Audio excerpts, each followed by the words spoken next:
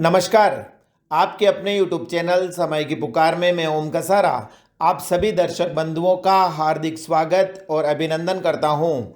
समय की पुकार न्यूज चैनल के लोकप्रिय कार्यक्रम खुला मंच के इस एपिसोड में राष्ट्रीय चिंतक, विचारक और कुशल वक्ता श्रीमान राजेश जी जिनगर महाराष्ट्र के भीमा कोरेगांव में घटित एक छोटी सी घटना का जिक्र कर रहे हैं। इस घटना को हिंदुओं में जातिवाद का जहर घोलने वाले साम्राज्यवादी अंग्रेजों ने इतना बढ़ा चढ़ाकर पेश किया कि तथाकथित उच्च व निम्न वर्ग के मध्य इतनी गहरी खाई खोद दी गई जिसे भरना असंभव नहीं तो मुश्किल अवश्य है। आप सभी बुद्धिमान दर्शक गणों से निवेदन है कि इस पूरे कार्यक्रम को अंत तक सुने ताकि आपको यह पता चल सके कि उच्च समझे जाने वाले मराठों और निम्न तबके के माने जाने वाले महारों में कोई मूलभूत अंतर ही नहीं है। नमस्कार। पिछले दिनों महाराष्ट्र का भीमा कोरेगांव सुर्खियों में रहा अपनी नकारात्मक घटनाओं के कारण। वे नकारात्मक घटनाएं क्या थी? इतिहास में घटित एक छोटी सी घटना।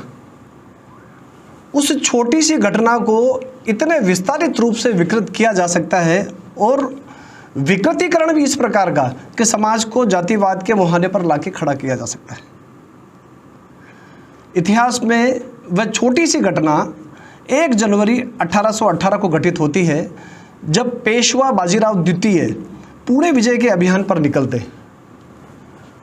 अपने पुणे विजय के उस अभियान के अंतर्गत वे 2000 की सेना के साथ में पुणे की ओर बढ़ रहे होते हैं। अकस्मात रास्ते में उनको ईस्ट इंडिया कंपनी की एक सैन्य टुकड़ी मिलती है और इस सैन्य टुकड़ी के साथ में उनकी झड़प होती है और इस झड़प के अंतर्गत पेशवा बाजीराव द्वितीय को यह लगता है कि पुणे से और भी सेना आ सकती है, इसलिए वो अपने कदम पीछे खींच लेते हैं। ये एक छोटी सी घटना है। साम्राज्यवाद के विचार को लेकर दोनों ही सेनाएं आपस में आमने सामने खड़ी थी, मगर सेनाओं की सामान्य सी झड़प को किस प्रकार जातीयता का रंग देकर समाज में जहर घोला जा सकता है, उसकी इस घटना का विकृतीकरण हम देख सकते हैं। बाजीराव पेशवा को उद्धृत किया जा रहा है कि ये ब्राह्मणवादी शक्तियों का प्रतीक है, क्योंकि उनके साथ में तथाकथित उच्च जातियों की सेना है और ईस्ट इंडिया कंपनी के साथ में जो 700 की सेना है उसके अंदर 500 महार है। तो यहाँ जातीयता अपने पूरे वैभव पर पूरे समाज को दिखाई देती है और जो बताने वाले हैं, समाज को दर्शाने वाले हैं, दिखाने वाले हैं, तो वो यही दिखा रहे हैं कि ब्राह्मणवाद के खिलाफ ये अछूतों का एक संघर्ष है जिसमें अछूत विजित होते हैं। परंतु हम जानते हैं कि यह घटना न तो किसी जातिवाद को लेकर के थी, न जातियों के बीच में संघर्ष था, बल्कि विशुद्ध रूप से दो साम्राज्यवादी शक्तियों के बीच में एक सामान्य सी झड़प थी। मगर जिनका उद्देश्य समाज में विकृतीकरण पैदा करना है, भ्रम पैदा करना है, अलगाव के भाव पैदा करना है, तो वो इस प्रकार के कार्य करेगी और वो अपने कार्य करती रहेगी। और इनके पीछे कौन लोग हैं ये भी देश जानता है। इस काम के पीछे भी वही लोग हैं जो शैक्षणिक संस्थानों में हमको भारत तेरे टुकड़े होंगे के नारे लगाते नजर आते हैं, या अफजल हम शर्मिंदा है के नारे लगाते हुए नजर आते हैं, जिनको पूरा देश टुकड़े गैंग के नाम से जानता है। ये पूरी की पूरी फिल्म उनके इर्द गिर्द घूमती है। वो एक विचार, एक दूषित विचार इस देश में डेवलप करना चाहते हैं, तो उन्हें यह घटना नज़र आती है, इतिहास की यह घटना नज़र आती है और इतिहास की इसी घटना को वो दलित स्वाभिमान से जोड़ करके देखते हैं और दलितों का ब्राह्मणों के साथ संघर्ष इस प्रकार का एक वो नैरेटिव गढ़ने की कोशिश करते हैं। परंतु इतिहास को जब हम खंगालते हैं तो हम पाते हैं कि ये जो नैरेटिव गढ़ा जा रहा है ये सरासर झूठ है। और इस नैरेटिव के बीच में बाबा साहब अंबेडकर भी अपनी उपस्थिति दर्ज कराते हैं, क्योंकि वो भी महार जाति से आते हैं। अब महारों के विरुद्ध मराठों का जातिगत संघर्ष जो गढ़ा जा रहा है, वहाँ बाबा साहब अम्बेडकर का क्या विचार है? इस पूरे नैरेटिव को बाबा साहब अम्बेडकर ही धराशायी कर देते हैं। बाबा साहब के लेख और बाबा साहब के भाषणों के विस्तृत श्रृंखला को अम्बेडकर वाङ्मय के अंदर संकलित किया गया है। इसी अम्बेडकर वाङ्मय के वॉल्यूम 17 के पार्ट 2 के अंदर बाबा साहब अम्बेडकर बहुत ही खूबसूरती के साथ में इस पूरे मायाजाल को बिखेर देते हैं, तोड़ देते हैं। बाबा साहब अम्बेडकर पूछते हैं, महार कौन थे? क्या ये इसी प्रकार अछूत थे जिस प्रकार से आज मेरी जाति गिनी जाती है? क्या ये अस्पृश्यता उस समय भी थी जिस प्रकार से आज ये अस्पृश्यता है? मराठों का और महारों का क्या संबंध है? उनका क्या संपर्क है? इन सारे प्रश्नों का जवाब देने के लिए बाबा साहब शब्दों का और कथनों का इतना शानदार नमूना पेश करते हैं कि ये जो लोग हैं, नाम तो बाबा साहब का लेते हैं, लेकिन बाबा साहब के नाम की आड़ में ये जो समाज में विभ्रम पैदा कर रहे हैं, ये उसी समय धराशायी हो जाते हैं।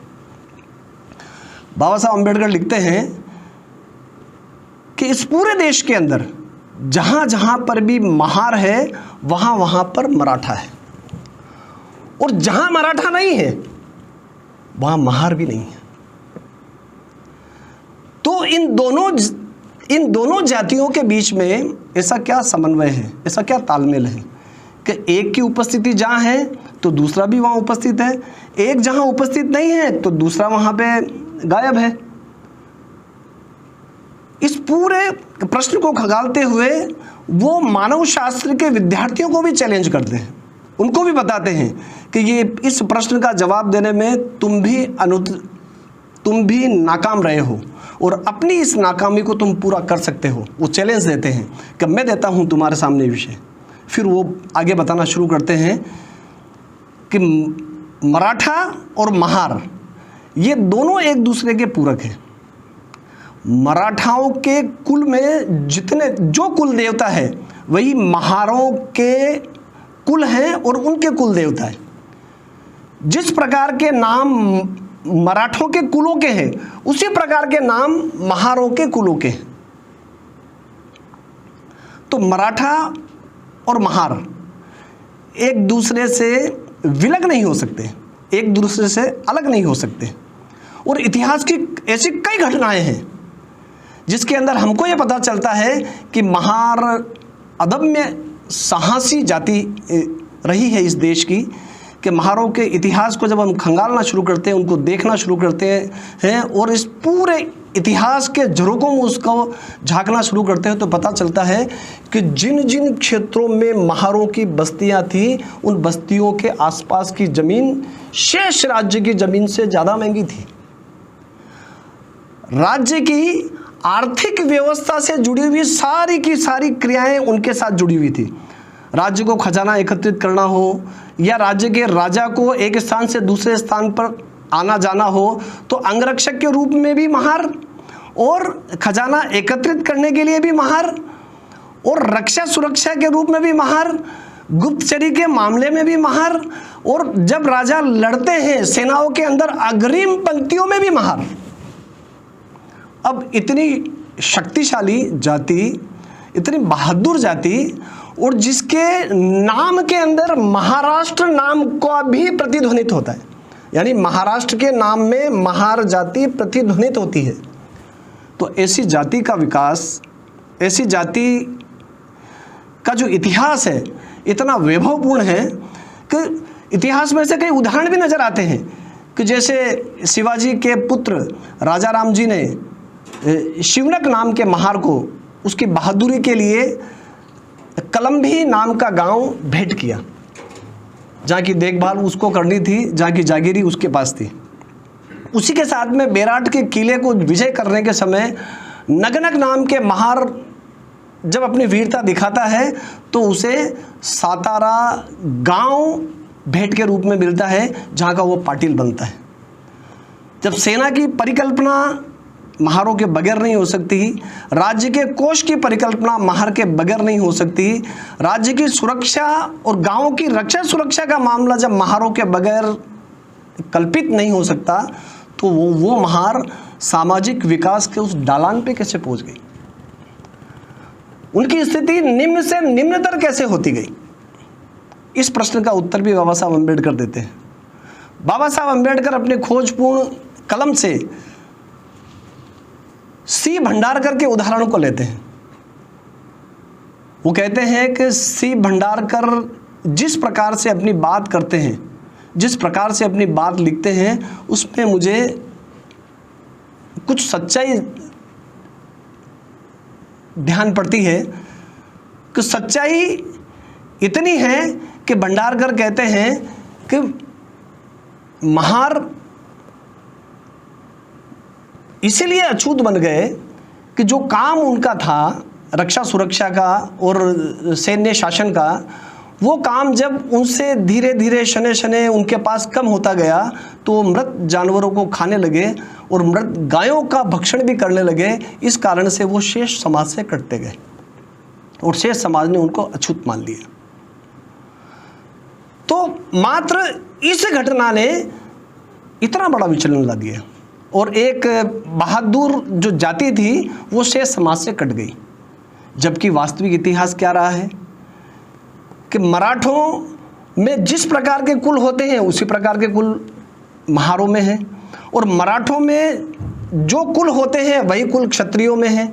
क्षत्रियों में 96 कुल होते हैं, उन्हीं 96 कुल से संपर्क है मराठों का, और उसी कुल से संबंधित है महार भी।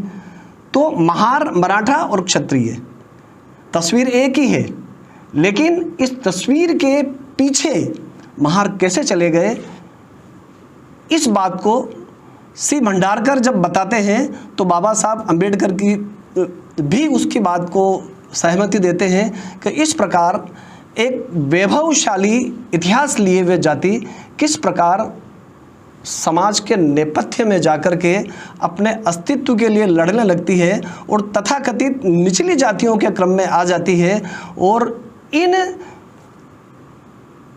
कारणों से समाज तब भी नुकसान में रहा, देश तब भी नुकसान में रहा, और इस विदीर्णता के कारण आज भी समाज इस प्रकार की संकट को झेल रहा है कि कोई भी आ जाए और इस प्रकार के इतिहास से खेल करके और अपनी कुछ बातों, अपने कुछ नैरेटिव को उनमें जोड़ करके समाज को भ्रमित करे, समाज को एक तरीके से इतिहास के झूठे आईने दिखाए। तो इस प्रकार की घटनाएं समाज को कब तक तोड़ती रहेगी? तो जब तक हम अंबेडकर को नहीं पढ़ेंगे, बाबा साहब को नहीं पढ़ेंगे, तब तक ये घटनाएं हमारे सामने आएगी और ये झूठ, ये नैरेटिव हमारे सामने चलते रहेंगे। जब हम बाबा साहब को पढ़ना शुरू करते हैं, उनकी बातों पर मनन करना शुरू करते हैं, विचार करना शुरू करते हैं, तो ये सारी की सारी शक्तियाँ किसी कोने में सिमटती हुई नज़र आती है। इतना ही कहकर मैं अपनी वाणी को विराम देता हूँ। जय भीम, वंदे मातरम। तो इस बुलेटिन में इतना ही। यदि आपको पसंद आया हो तो इसे लाइक व शेयर अवश्य करें और आपके अपने YouTube चैनल समय की पुकार को सब्सक्राइब करना न भूलें। धन्यवाद। जय हिंद, जय भारत।